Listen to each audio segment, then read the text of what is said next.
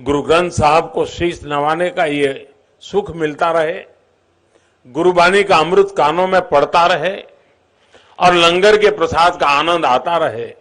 इससे जीवन के संतोष की अनुभूति भी मिलती रहती है और देश के लिए, समाज के लिए समर्पित भाव से निरंतर काम करने की ऊर्जा भी अक्षय बनी रहती है।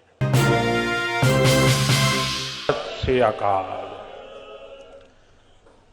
गुरु पर्व के पवित्र पर्व के इस आयोजन पर हमारे साथ उपस्थित सरकार में मेरे सहयोगी श्री हरदीप सिंह पुरी जी, श्री जॉन बारला जी, राष्ट्रीय अल्पसंख्यक आयोग के चेयरमैन श्री लालपुरा जी, सिंह साहब भाई रणजीत सिंह जी, श्री हरमित सिंह कालका जी और सभी भाइयों बहनों, मैं आप सभी को और सभी देशवासियों को गुरु पर्व की, प्रकाश पर्व की ढेर सारी शुभकामनाएं देता हूं। आज ही देश में देव दीपावली भी मनाई जा रही है। विशेषकर काशी में बहुत भव्य आयोजन हो रहा है। लाखों दियों से देवी देवताओं का स्वागत किया जा रहा है। मैं देव दीपावली की भी हार्दिक शुभकामनाएं देता हूं। साथियों, आप सभी को पता है कि कार्यकर्ता के तौर पर मैंने काफी लंबा समय पंजाब की धरती पर बिताया है और उस दौरान मुझे कई बार गुरु पर्व पर अमृतसर में हरमिंदर साहब के सामने मत्था टेकने का सौभाग्य मिला है। अब मैं सरकार में हूं तो इसे भी मैं अपना और अपनी सरकार का बहुत बड़ा सौभाग्य मानता हूं कि गुरुओं के इतने अहम प्रकाश पर्व हमारी ही सरकार के दौरान आए। हमें गुरु गोविंद सिंह जी के 350वें प्रकाश पर्व मनाने का सौभाग्य मिला। हमें गुरु तेग बहादुर जी के 400वां प्रकाश पर्व मनाने का सौभाग्य मिला। और जैसा अभी बताया गया, लाल किले पर तो बहुत एक ऐतिहासिक और पूरे विश्व के एक संदेश देने वाला कार्यक्रम था।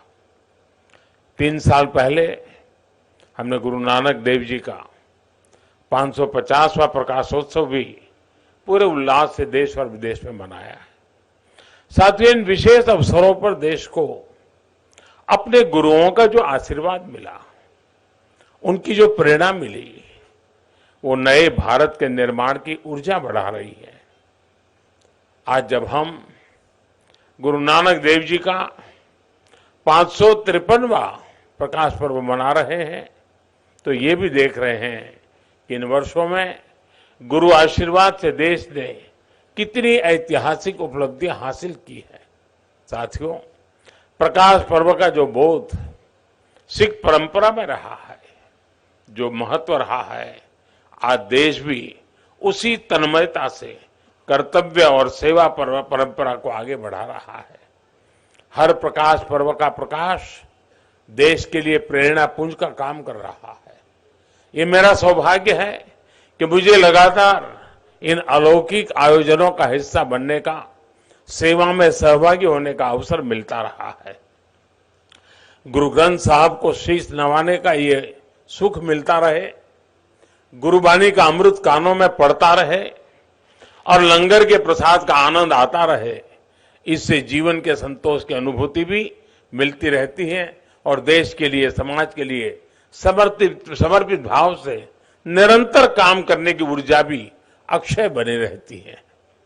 इस कृपा के लिए गुरु नानक देव जी और हमारे सभी गुरुओं के चरणों में जितनी बार भी नमन करूं वो कम ही होगा।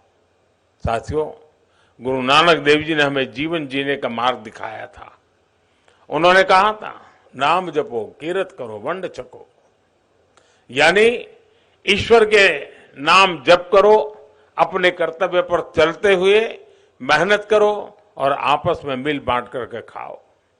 इस एक वाक्य में आध्यात्मिक चिंतन भी है, भौतिक समृद्धि का सूत्र भी है और सामाजिक समरसता की प्रेरणा भी है। आज आजादी के अमृत काल में देश इसी गुरु मंत्र पर चलकर 130 करोड़ भारतवासियों के जीवन कल्याण की भावना से आगे बढ़ रहा है। आजादी के अमृत काल में देश ने अपनी संस्कृति, अपनी विरासत और हमारी आध्यात्मिक पहचान पर गर्व का भाव जागृत किया है। आजादी के अमृत काल को देश ने कर्तव्य की पराकाष्ठा तक पहुंचाने के लिए कर्तव्य काल के रूप में माना है और आजादी के इस अमृत काल में देश समता, समरसता, सामाजिक न्याय और एकता के लिए सबका साथ, सबका विकास, सबका विश्वास और सबका प्रयास के मंत्र पर चल रहा है। यानी जो मार्गदर्शन देश को सदियों पहले गुरुवाणी से मिला था, वो आज हमारे लिए परंपरा भी है, आस्था भी है और विकसित भारत का विजन भी है। साथियों, गुरु ग्रंथ साहब के रूप के हमारे पास जो अमृत वाणी है, उसकी महिमा, उसकी सार्थकता समय और भूगोल की सीमाओं से परे है। हम ये भी देखते हैं कि जब संकट बड़ा होता है तो समाधान की प्रासंगिकता और भी बढ़ जाती है।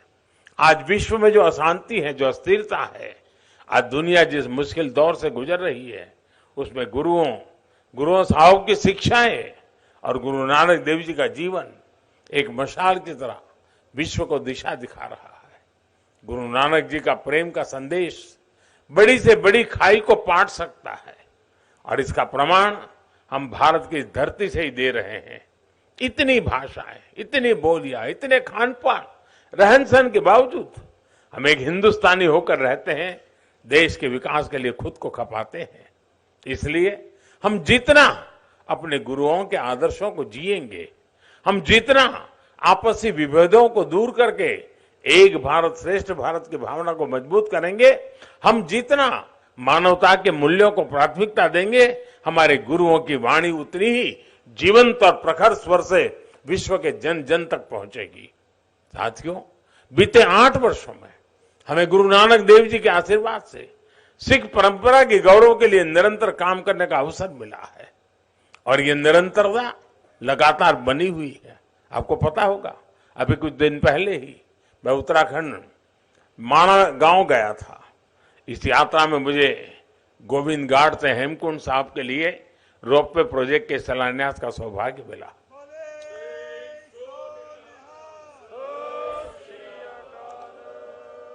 इसी तरह अभी दिल्ली ऊना वंदे भारत एक्सप्रेस की शुरुआत भी हुई है। इससे आनंदपुर साहब जाने वाले श्रद्धालुओं के लिए एक नई आधुनिक सुविधा शुरू हुई है।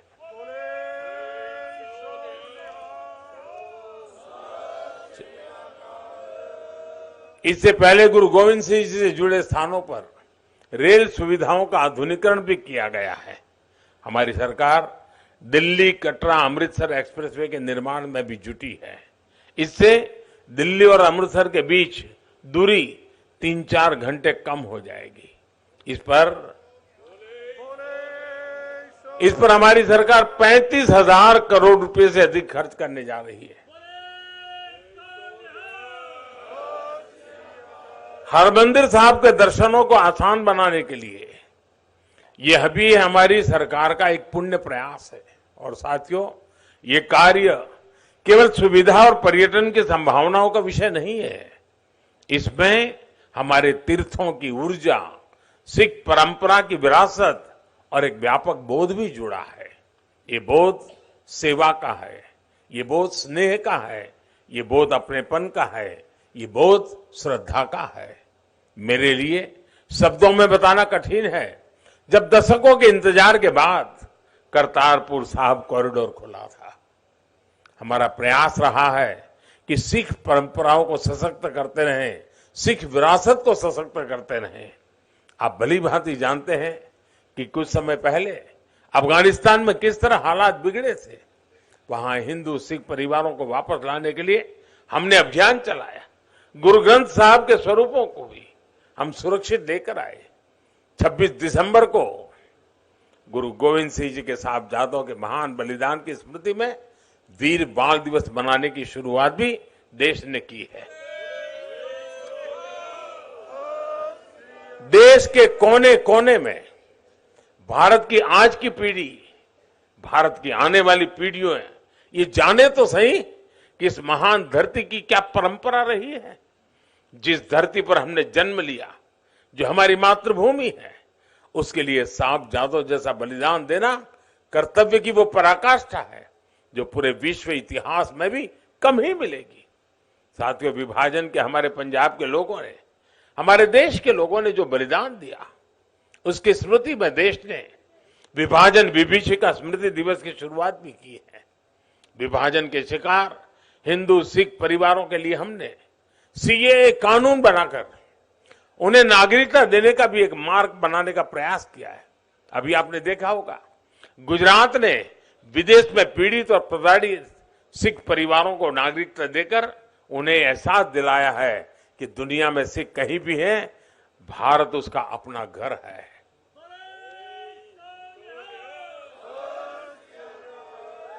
गुजरात का मुख्यमंत्री रहते हुए मुझे गुरुद्वारा कोट लखपत साहब के जीर्णोद्धार और कायाकल्प का सौभाग्य भी मिला था। साथियों, इन सभी कार्यों की निरंतरता के मूल में गुरु नानक देव जी के दिखाए मार्ग की कृतज्ञता है। इस निरंतरता के मूल में गुरु अर्जुन देव और गुरु गोविंद सिंह के असीम बलिदानों का ऋण है, जिसे पग पग पर चुकाना देश का कर्तव्य है। मुझे विश्वास है, गुरुओं की कृपा से भारत अपनी सिख परंपरा के गौरव को बढ़ाता रहेगा और प्रगति के पथ पर आगे बढ़ता रहेगा। इसी भावना के साथ मैं एक बार फिर गुरु चरणों में नमन करता हूं। एक बार फिर आप सभी को, सभी देशवासियों को गुरु पर्व की अनेक अनेक शुभकामनाएं देता हूं। बहुत बहुत धन्यवाद। सो निहाल।